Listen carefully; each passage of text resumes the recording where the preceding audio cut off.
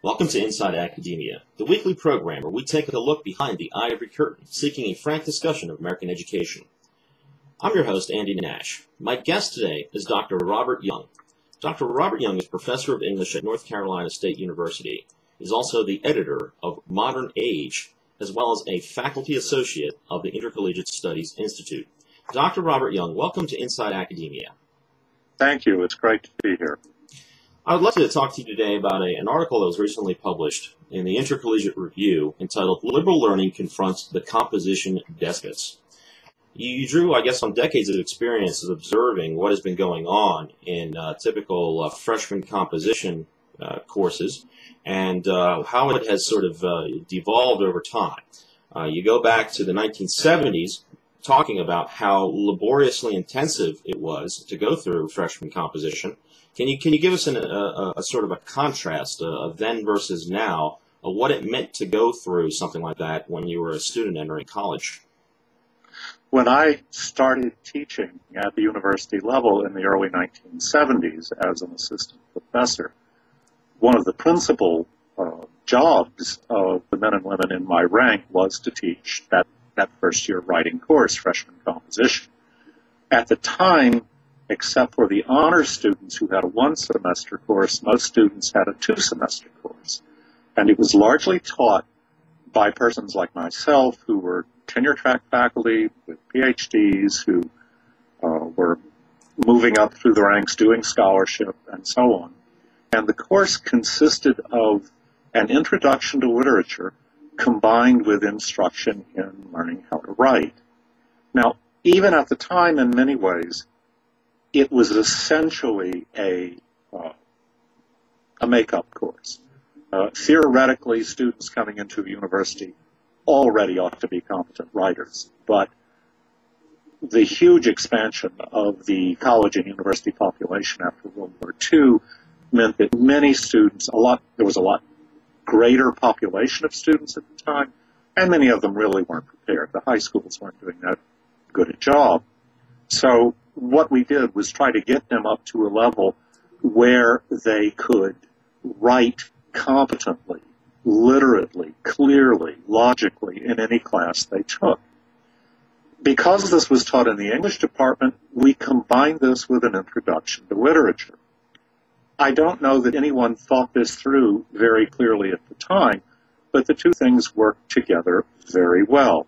We had the students reading and thinking about rather complex, skillfully put together, subtle pieces of literature, which of course increase their vocabulary, give them a sense of how the language works at its best, and then we have them analyzing it and writing about it at the same time. So the two things were mutually reinforcing one another. We had them write a great deal. When I started the course I taught at North Carolina State back in the 70s, they would write 12 to 14 papers a semester. And we'd turn out one a week. It was an enormous amount of work, both for the students and for the faculty members teaching it. And of course, we all complained about it. We all wanted to be doing our own scholarship, but we did it. It was part of the job, and it was laborious, but you saw the results of it when you had these students later on in upper-level classes.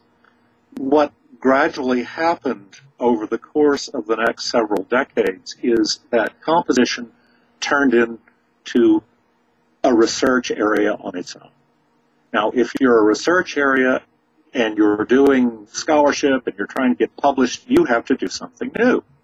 So people had to generate new theories about how to do composition. And eventually, the literature faculty got pushed out of teaching the writing courses. A whole new faculty gradually came to take their places. That's all they did. They weren't interested in the reading part of it. Indeed, I've heard composition theorists say that reading and writing have nothing to do with each other. That learning literature and learning how to write are two different things, and you don't do those together. I think the result has been chaotic, as I lay out in the article to which you have referred. So what happened was a course that was taught by people who were themselves writers. We all were. We were expected to, we were tenure track faculty, expected to published. We were working on our own work. We were teaching them basically our own practice, what we knew and what we did. What's happening now is they're being taught by a set of theories which change all the time. They get in little groups and talk about things. And grammar has been downgraded. We're not supposed to teach that anymore. You don't give them works of literature to read. There's no attempt to introduce them to the suite. The different kinds of literature, the different genres, or any sort of historical knowledge. So how much of this is attributable to an even further ballooning of the size of the enrollment of the student population in any given university, as opposed to the structural shifts that you're alluding to that occurred within the academic bodies? Well, I think that the faculties, I mean, continuous increase in the numbers of students certainly had a lot to do with it. Really, several things converged. There's no one single explanation, as is the case with most complex social or cultural developments. The student population got out of hand. More and more and more adjuncts were hired. Somebody had to be put, and graduate students were, of course, being more and more used to do this. Somebody had to be in charge. It's a thankless job for someone who's, writing a book about Faulkner or Shakespeare to have to stop and run a composition program with several squadrons of non-tenure track or graduate students or faculty members. So you hire a specialist. The specialist, on the other hand, doesn't just want to be a manager. They come up with theories. They make this a project. The theories, I think, were just wrong. I would draw an analogy with what happened with the public school system, where you don't just hire people who know, say, math or English or history. You hire people who've been taught how to teach by education experts. In a sense, the composition programs nowadays are an invasion of English departments by a kind of education school mentality, where you theorize what you're doing rather than teach it as a practice. Well, that's interesting. I've noticed that myself, where a lot of English professors, they don't want to be bothered, and this is not unique necessarily to English, but English departments are, I guess, more burdened than just about any other curricular unit, because they have this across-the-board requirement for all students, the equivalent of a freshman comp of some kind, and so that falls within the lap of an English department, and so they have to recruit literally armies of graduate students to teach all these different sections for the hordes of students that you have in these big universities, many of them. So do professors there, I guess, consider this, a burdensome or laborsome thing that they have to worry about, rather than focusing on their insular research? Or is it something that defines the department for why it exists in the first place? Oh, no. Literature faculty wanted to get out of this. There is probably no more time-consuming task in college-level teaching than grading papers, if you do it carefully, because the students are coming in, they don't write well. They have not learned to write. I guess what we used to call grammar school when I was a boy doesn't really exist. They don't teach them grammar. People laugh at it. They say, grammar, it's in convention. It changes. It's not built into the nature of the language. And, of course, that's perfectly true. You could make the same complaint, of course, about manners, about social etiquette. Of course it's a convention. Of course it's not engraved in stone like the Ten Commandments. It's subject to convention. But try to imagine, well, you don't have to imagine it. You can see it in a lot of places nowadays. Look at the chaos in society when people don't have a set of manners, don't know how to behave, don't know how to dress, don't know how to conduct themselves. In a sense, writing the language is rather like that. If you don't have a set of conventions, if you don't know how to analyze sentences to see how they work, to have a set of rules, you have sheer,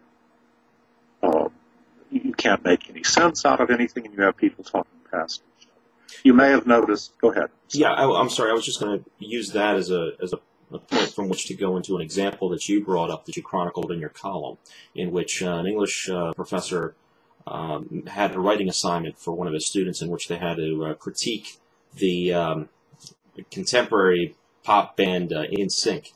And I guess talk about whether it was okay for male students to be considered gay or not if they liked this band or something to that effect. Not something I would have expected to hear about in an English course, and certainly far from the great works of literature.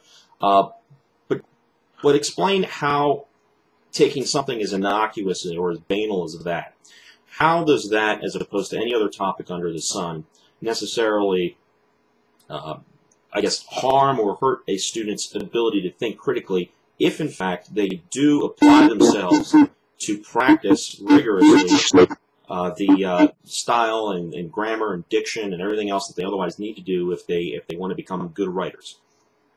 Well, let me just add a qualification to that.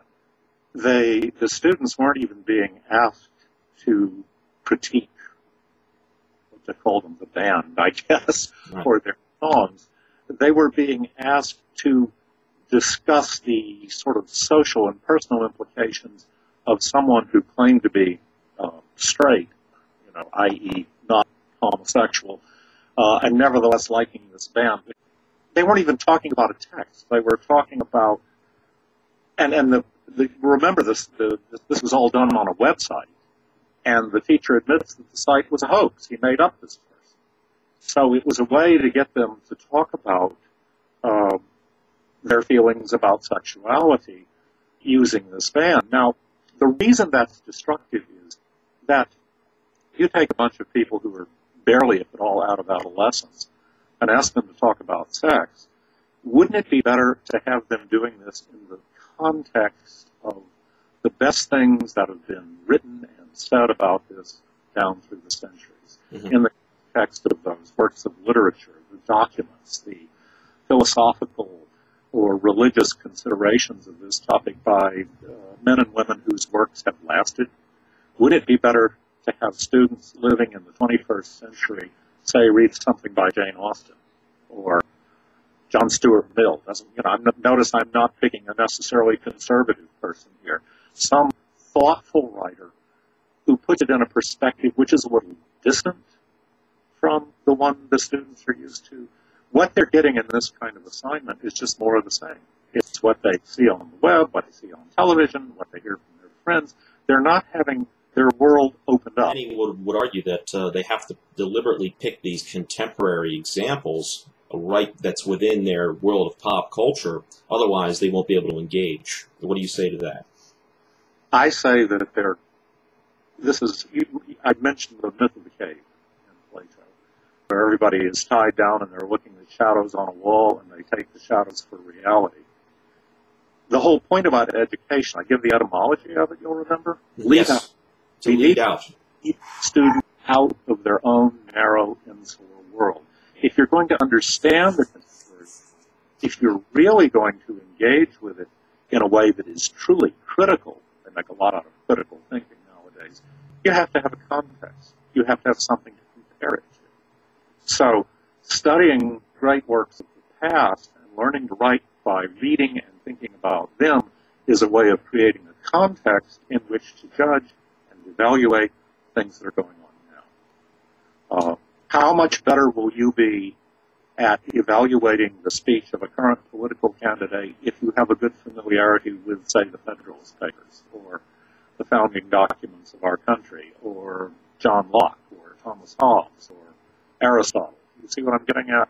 It'll give you to bounce this off of. And it will also provide an intellectual context in which you know the terms, the way men have thought about these things in the past. You see where the trend has gone, the direction of how it's been going and steadily eroding over the decades. How do you see reform in this process, or do you even see reform in this process, given how drastically, quote-unquote, higher education has changed? Very quickly. In the large, particularly the large state university, the land-grant university like mine, I don't see much change coming. I don't see a genuine opportunity for a liberal education being recovered because there are just too many vested interests. I think what's going to happen is that places like that are going to be more and more vocational. More and more students are going to go there and study a particular job training kind of thing. We get degrees in parks and recreation, accounting. They're all going to be studying things that translate immediately into a job, and they won't get a real education. The only place I see real liberal learning happening is in small liberal arts colleges. So going back to the idea of the monastery, in a sense. Yes. Okay. Modern monasteries for educating.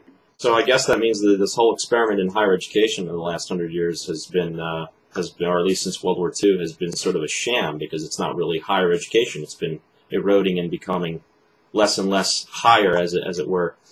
But I think what started off after World War II was probably a really well-intentioned and, for a time, probably a pretty good thing.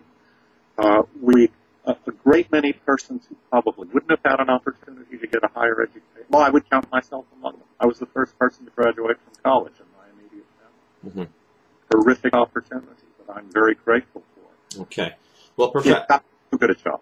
It begs the question in my mind, where is all this going? There's so much time and money dropped and spent into education, and no one ever stops and really critically evaluates, well, what the heck is education, and what is it supposed to be? And this every man for himself, it can be whatever you want it to be for whoever, it just doesn't cut it. It ends up being nothing for nobody, right? It ends up being nothing for no one. Right. Professor Robert Young, I would like to thank you for joining us today. It's been a pleasure speaking with you, sir. Thank you so much. Okay, I'm Andy Nash. This has been Inside Academia. Check us out on InsideAcademia.tv. Please join us again next week, as every week, as we take you for a look behind the ivory curtain.